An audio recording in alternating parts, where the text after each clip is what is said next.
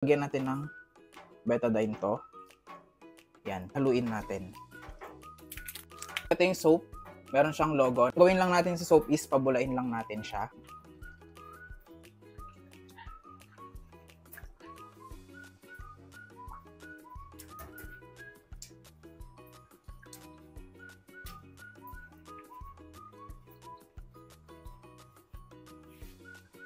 Hindi lang natin ikakat para makita natin kung talagang effective na talagang puputing tubig.